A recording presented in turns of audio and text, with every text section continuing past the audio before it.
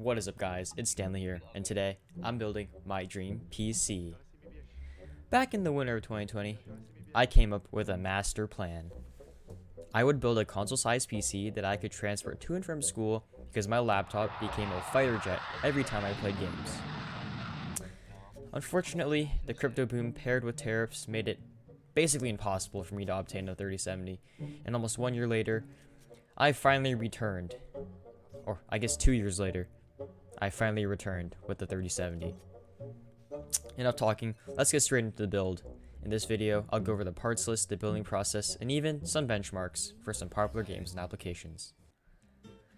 Before I go into depth with these parts though, I want to let you all know that it took me around $1,500 to build this PC, but it's probably cheaper at the time of this video's release, and I'll leave the updated prices on the screen, and probably on the thumbnail. All relevant links will be down below if you want to check them out, and yeah, let's begin. Beginning with the most important part of an ITX PC, the case. I decided to go with the Node 202, a 10.2 liter case that fits a pretty insane amount of hardware. And I didn't want to go for the NR200 because it's like a 20 liter case, and I wanted the smallest yet most efficient case I could find. The Node 202 checked those boxes and easily fit in my luggage for transportation, so yeah, that's why I chose it. It's also one of the cheaper ITX cases on the market, coming in at only about $90.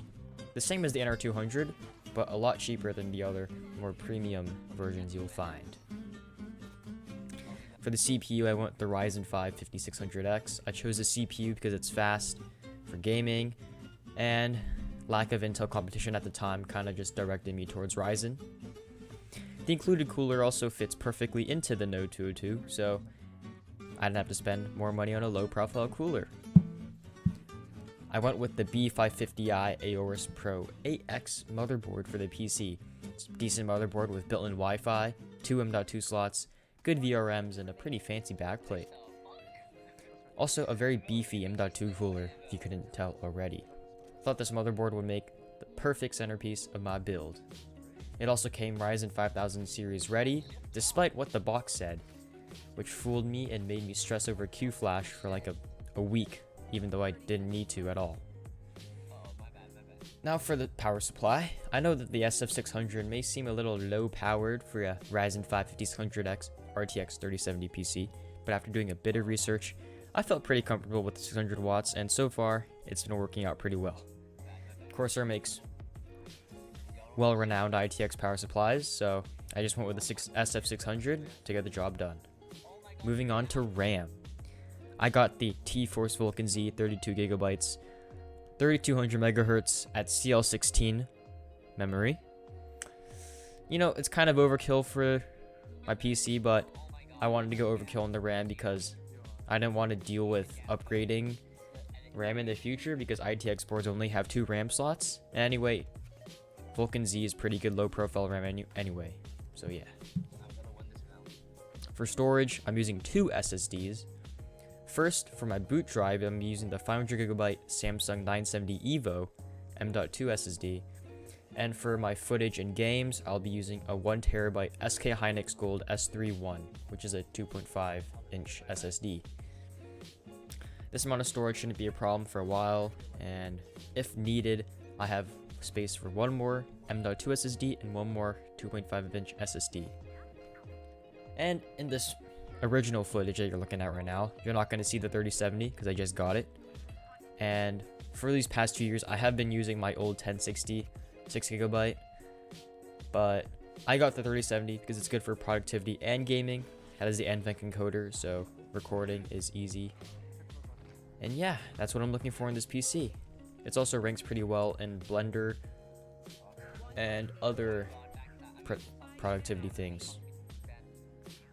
Yeah, now that we have the parts out of the way, let's get on to the build process. First, we take out the motherboard. Probably going to find a few zip ties and SATA cables in there, so just set them aside for later and use the motherboard box as a nice work surface. Then we retrieve the CPU.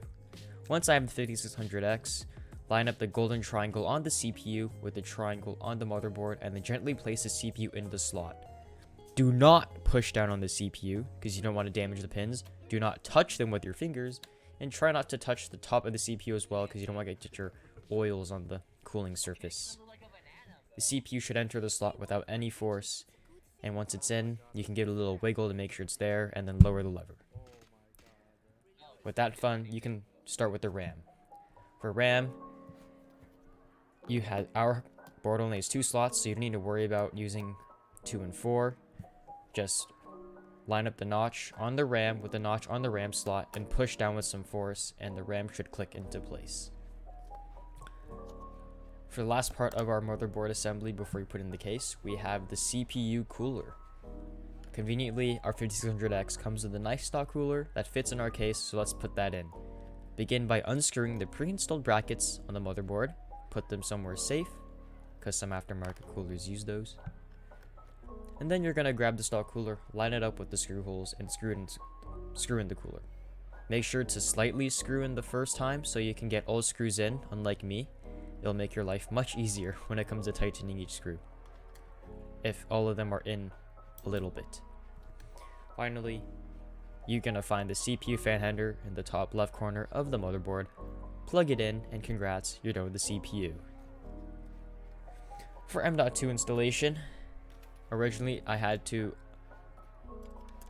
unscrew the one you see on screen, but I was actually supposed to unscrew the big beefy boy before the actual heatsink, so I was having some problems. So I used my problem solving skills, got the big boy off, and unfortunately that tiny screw was still insanely hard to unscrew. After finagling with a towel and a screwdriver, I managed to undo the screw and get to the M.2 slot. Once I took care of that, installing the M.2 SSD was quite simple. Angle the SSD, slide it in, screw it down. Put all that stuff you took off, and then you're good to go. Now that you've prepped the motherboard, it's time to put it in the case. Simply unscrew the 4 corner screws on the case, open it up, remove the PSU bracket, SSD, quote-unquote garage, and organize the cables a bit before you get everything in there. Note that we're building in an ITX PC, so cable management will be particularly important, because it's easy to get messy with so little space available. For our SSD, the 2.5 inch, we're going to put it into that SSD garage. The installation is pretty straightforward. You just line up the SSD in the screw holes, screw it down. Once you're done with that, you're ready to put the SSD garage back in the case.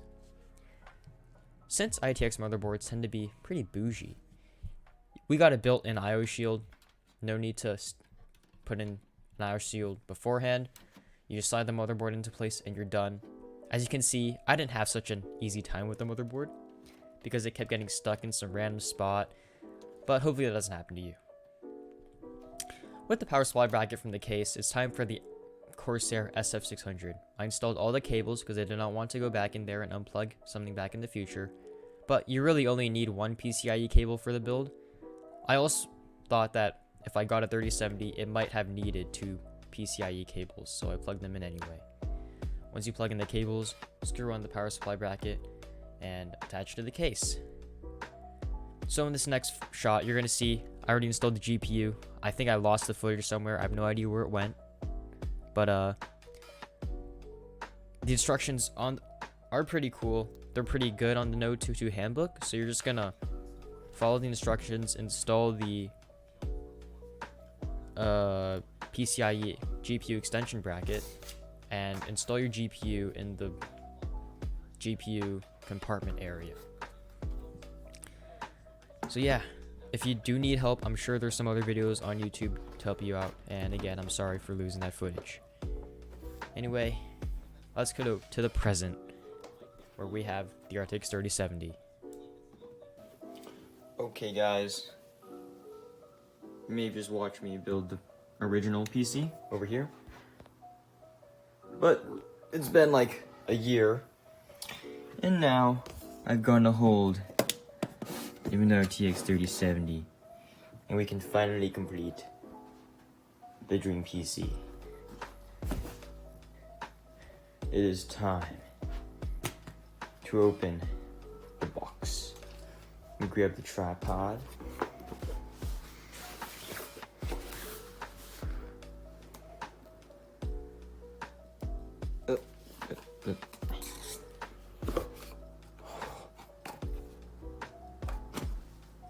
It is here. Oh my god. Look at that.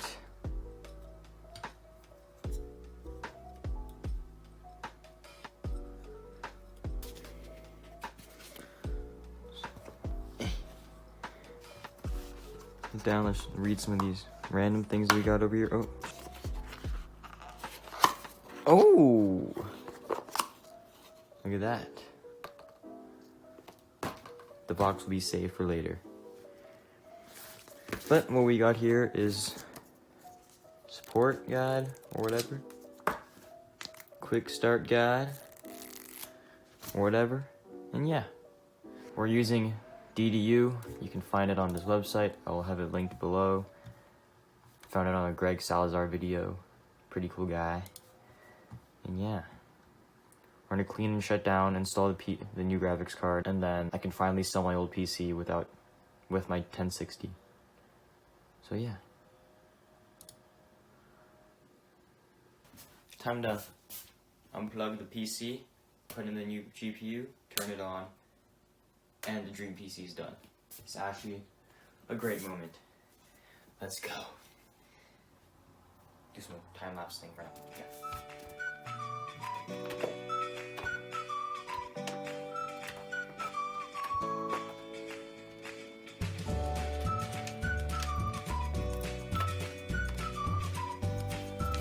Okay, so now we're just gonna unscrew the PC, take out the old graphics card, install the new one, and yeah.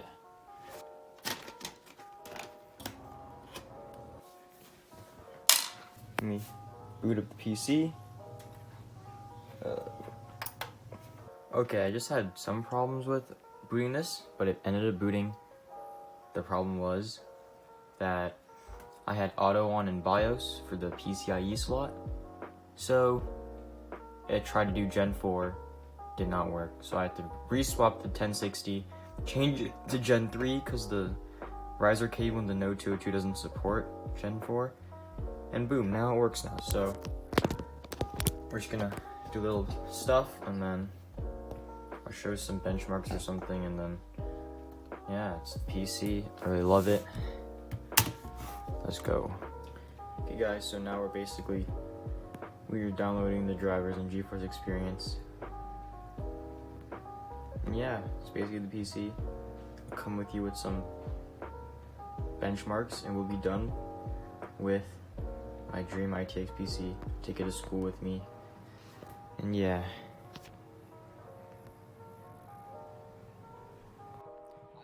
On to benchmarks.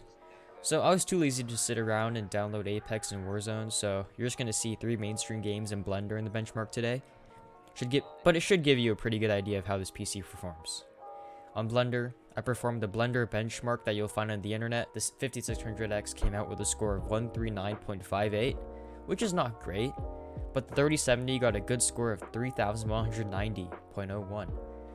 Through these results, just remember to render your Blender frames through GPU, and you'll be fine. You'll get some pretty strong results. Back to video games. I want to let you all know that I'm doing the benchmarks in 1080p on a 144Hz monitor. And starting with Valorant on competitive settings, we pulled a pretty impressive 444.5 FPS with basically no stuttering.